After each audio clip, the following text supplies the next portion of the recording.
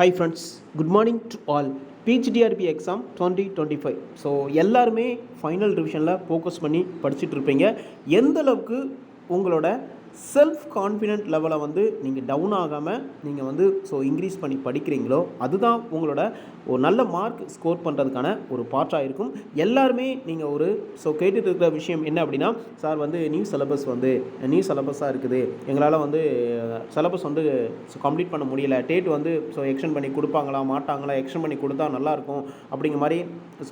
என்ன அப்படின்னா டிஆர்பி போர்டுக்குமே நம்மளுமே கோரிக்கை வச்சுருக்கிறோம். இது ரிலேட்டடாக கேஸுமே ஒருத்தவங்க ஃபைல் பண்ணியிருக்கிறாங்க, டேட்டை எக்ஸ்டெண்ட் பண்ணி கொடுக்கணும் அப்படிங்கிற மாதிரி ஃபைல் பண்ணியிருக்கிறாங்க அப்படின்னு நம்மளே ஆல்ரெடி வீடியோவில் சொல்லியிருந்தோம். இப்போ என்ன அப்படின்னா, சென்னை ஹைகோர்ட் ஒரு உத்தரவு அப்படிங்கிறது டிஆர்பி போர்டுக்கு உத்தரவு சொல்லியிருக்கிறாங்க.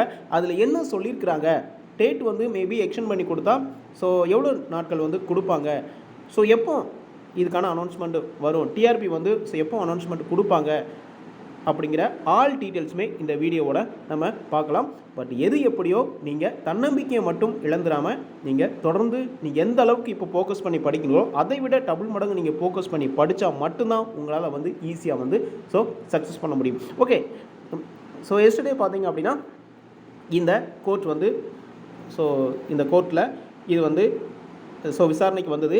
விசாரணையின் போது நீதிபதி அவர்கள் என்ன சொன்னாங்க, மனுதாரர் என்ன சொல்லியிருக்கிறாங்க, எதை ஃபேஸ் பண்ணி அவங்க டேட் எக்ஸ்டெண்ட் பண்ணி கொடுக்கணும் அப்படின்னு சொல்லியிருக்கிறாங்க. இதுக்கு பாசிபிலிட்டி இருக்கா இல்லையா, கோர்ட் என்ன டிஆர்பி போர்டுக்கு என்ன உத்தரவு போட்டிருக்கிறாங்க அப்படிங்கிற ஆல் டீட்டெயில்ஸுமே இப்போ பார்க்கலாம். ஓகே, இப்போது முதுகலை பட்டதாரி ஆசிரியர் பதவிக்கான போட்டித் தேர்வை தள்ளி வைக்க கோரி வழக்கு தொடரப்பட்டது.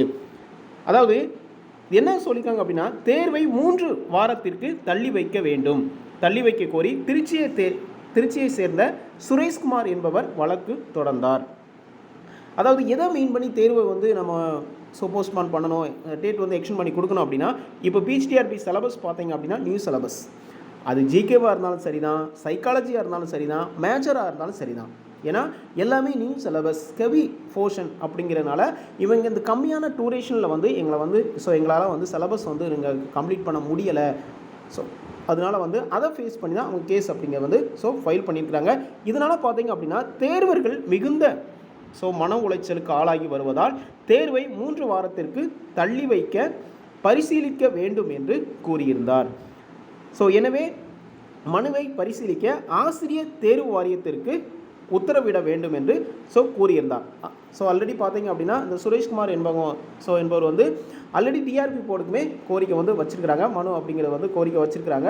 என்ன அப்படின்னா, டிஆர்பி போர்டுக்கு பரிசீலிக்க உத்தரவு பிறப்பிக்க வேண்டும் அப்படின்னு மனுவில் சொல்லியிருக்காங்க. இதை விசாரித்த நீதிபதி அவர்கள் என்ன சொல்லியிருக்கிறாங்க அப்படின்னா, ஒரு முக்கியமான ஒரு உத்தரவு அப்படிங்கிற டிஆர்பி போர்டுக்கு சொல்லியிருக்கிறாங்க. என்ன அப்படின்னா, இதனை விசாரித்த நீதிபதி அவர்கள் ஆசிரியர் தேர்வு வாரியம் பரிசீலித்து முடிவெடுக்க சென்னை உயர்நீதிமன்றம் உத்தரவு பிறப்பித்துள்ளது. இதை நீங்கள் பரிசீலித்து விரைவில் இதற்கான என்ன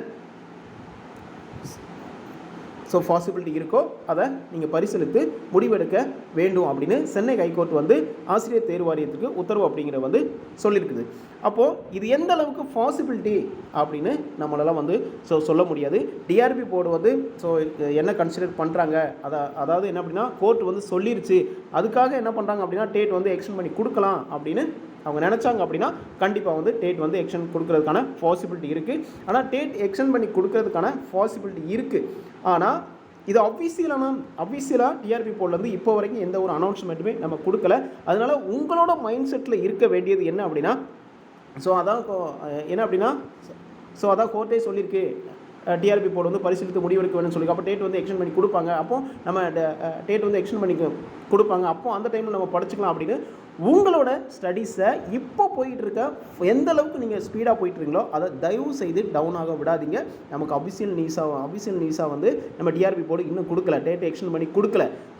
உங்களோட எய்மில் மைண்ட் செட்டில் இருக்க வேண்டியது என்ன அப்படின்னா, உங்களோட எய்ம் என்ன அப்படின்னா October 12 இதுதான் எக்ஸாம் டேட். இதை ஃபேஸ் பண்ணி தான் உங்களோட இருக்கிற நாட்களை இப்போ எந்த அளவுக்கு நீங்கள் எஃபர்ட் போடுறீங்களோ அதை டஃபுல் மடங்கு இன்க்ரீஸ் பண்ணி நீங்கள் எஃபர்ட் போட்டு படித்தா மட்டும்தான் உங்களால் வந்து ஈஸியாக வந்து கிளியர் பண்ண முடியும். ஏன்னா இப்போ டேட் வந்து எக்ஸ்டெண்ட் பண்ணி அதாவது டேட் வந்து எக்ஸ்டெண்ட் பண்ணி கொடுத்துட்டா எல்லாருமே நம்ம வந்து போஸ்டிங் வாங்க போகிறது கிடையாது. என்ன அப்படின்னா அந்த டைமில் யார் படிக்கிறாங்களோ அவங்க தான் போஸ்டிங் வாங்க போகிறாங்க, நல்ல மார்க் வந்து ஸ்கோர் பண்ண போகிறாங்க. டேட் வந்து எக்ஸ்டெண்ட் பண்ணி கொடுத்துட்டாலே எல்லோரும் மார்க் அப்படிங்க வந்து ஸ்கோர் பண்ண முடியாது இல்லையா? ஸோ யார் ஷார்ட் டைம்லேயே எந்த அளவுக்கு எஃபர்ட் போட்டு படிக்கிறாங்களோ அவங்க தான் நல்ல மார்க் எடுத்து போஸ்டிங் வாங்குறாங்களே தவிர டேட் வந்து எக்ஸ்டெண்ட் பண்ணுவாங்களா மாட்டாங்களா அதெல்லாம் நீங்கள் ஒரி பண்ணிக்கவே கூடாது. இருக்கிற நாட்களை நீங்கள் எந்த அளவுக்கு எஃபர்ட் போட்டு உங்கள் மேலே நீங்கள் நம்பிக்கை வச்சு எஃபர்ட் போட்டிங்க அப்படின்னா கண்டிப்பாக இந்த ஷார்ட் பீரியட்லேயே உங்களால் போஸ்டிங் வாங்க முடியும். ஸோ அதனால் டேட் எக்ஸ்டெண்ட் பண்ணுவாங்களா மாட்டாங்களா அப்படின்னு தயவுசெய்து யாருமே நினைக்காதீங்க. டேட் எக்ஸ்டெண்ட் பண்ணி கொடுத்தாங்க அப்படின்னா அதை பாசிட்டிவாக நீங்கள் எடுத்துக்கோங்க. அதை இன்னும் ஒரு ஃபைனல் ரிவிஷனுக்கு நீங்கள் ஃபோக்கஸ் பண்ணுறதுக்கு அந்த டூரேஷனை எடுத்துக்கோங்க. மேக்ஸிமம் பார்த்தீங்க அப்படின்னா மேபி கொடுத்தாங்கன்னா ஒரு 2 வீக்ஸ் இல்லைனா 3 வீக்ஸ், இதுவே அதிகம்தான். ஸோ இந்த மாதிரி மேபி கொடுத்தாங்கன்னா அந்த மாதிரி தான் இருக்கும். அதில் என்ன பண்ண முடியும் சொல்லுங்கள் பாப்போம். ஜஸ்ட் ரிவிஷன் பண்ணிக்கலாம். அப்போது டேட் எக்ஸ்டெண்ட் பண்ணி கொடுப்பாங்க அப்படிங்கிறதுக்காக நம்ம இப்போ இருக்க ஸ்பீடை வந்து தயவு செய்து யாருமே நீங்கள் கம்மி பண்ண வேண்டாம். இது வந்து அஃபிஷியல் நியூஸ் எல்லாம் எதுவுமே கிடையாது. டிஆர்பி போர்டு இன்னும் கன்சிடர் பண்ணலை.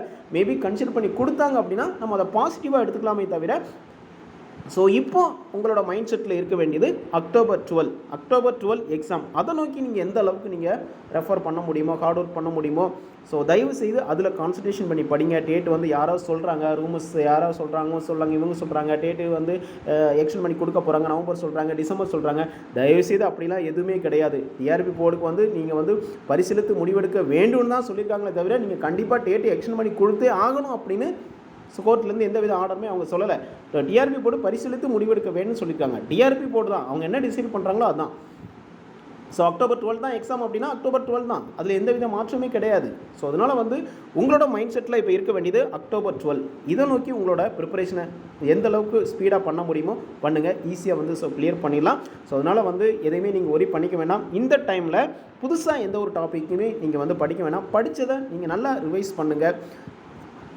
ஃபைனல் டிவிஷனில் நீங்கள் எந்த அளவுக்கு ஃபோக்கஸ் பண்ணி படிக்கிறீங்களோ அதுதான் நல்ல மார்க் ஸ்கோர் பண்ணுறதுக்கான ஒரு நல்ல பார்ட்டாக இருக்கும். தயவு செய்து டேட் வந்து எக்ஸ்டெண்ட் பண்ணுவாங்க, எக்ஸ்டெண்ட் பண்ணதுக்கப்புறம் நம்ம படிச்சுக்கலாம், ஸோ நவம்பர் சொல்கிறாங்க, டிசம்பர் சொல்கிறாங்க அப்படின்னு அவங்க சொல்கிறாங்க இவங்க சொல்கிறாங்க, எதையுமே நீங்கள் காதில் வாங்கிக்க வேண்டாம். தயவு செய்து உங்களோட மைண்ட் செட்டில் இருக்க வேண்டியது அக்டோபர் 12 இதுதான் எக்ஸாம். இதை நோக்கி நீங்கள் எந்த அளவுக்கு உங்களோட லைஃப்பில் ஒரு ஃபைனல் இயராக எடுத்து நீங்கள் படிங்க. ஈஸியாக வந்து சக்ஸஸ் பண்ணிடலாம். நிறையா வேக்கன்சிஸ் வந்து ஃபில் பண்ண போகிறாங்க. ஸோ நிறைய ரிட்டையர்மெண்ட் அப்படிங்கிறது வந்து இருக்குது. அசம்பிளி எலெக்ஷன் வரதுனால நிறையா வேக்கன்சி வந்து ஃபில் பண்ண போகிறாங்க. இந்த எக்ஸாம் மிஸ் பண்ணிட்டீங்க அப்படின்னா நெக்ஸ்ட்டு ரொம்ப கஷ்டமான விஷயமாக தான் இருக்கும் போஸ்டிங் வாங்குறது. அதனால் தொடர்ந்து தன்னம்பிக்கையோடு படிங்க. ஈஸியாக வந்து கிளியர் பண்ணிடலாம். ஸோ டேட் எக்ஸ்டெண்ட் பண்ணி கொடுத்தாங்க அப்படின்னா அதை நீங்கள் பாசிட்டிவாக எடுத்துக்கலாம். ஃபைனல் விஷயம் வந்து ஃபோக்கஸ் பண்ணி பண்ணுங்கள். ஸோ இப்போ உங்களோட மைண்ட் செட்டில் இருக்க வேண்டியது அக்டோபர் 12. ஸோ ஃபோக்கஸ் அக்டோபர் 12 நோக்கி உங்களோட ஃபோக்கஸ் இருக்கணும். ஸோ அந்த மாதிரி உங்களோட ஃபோக்கஸ் இருந்தால் மட்டும்தான் ஈஸியாக வந்து சக்ஸஸ் பண்ண முடியும். ஸோ டேட் எக்ஸ்டெண்ட் பண்ணாங்க அப்படின்னா நம்ம அப்டேட் பண்ணுவோம், அதை ஃபாலோ பண்ணிக்கலாம். ஸோ இப்போ வரைக்கும் எந்த விதமான அஃபிஷியல் டேட் எக்ஸ்டெண்ட் பண்ணுறதுக்கு அஃபிஷியல் நியூஸ் எதுவுமே டிஆர்பி போர்டு இன்னும் வந்து அனௌன்ஸ்மெண்ட் வந்து கொடுக்கல. மேபி கொடுத்தாங்க அப்படின்னா நம்ம அப்டேட் பண்ணுவோம், அதை ஃபாலோ பண்ணிக்கலாம். அக்டோபர் 12 தான் எக்ஸாம் டேட். அதை நோக்கி உங்களோட ப்ரிப்பரேஷனை எந்த அளவுக்கு இப்போ பண்ணிக்கிட்டு இருக்கீங்களோ இதை விட டபுளாக இன்க்ரீஸ் பண்ணுங்கள். ஈஸியாக வந்து கிளியர் பண்ணிடலாம். Okay friends, thank you.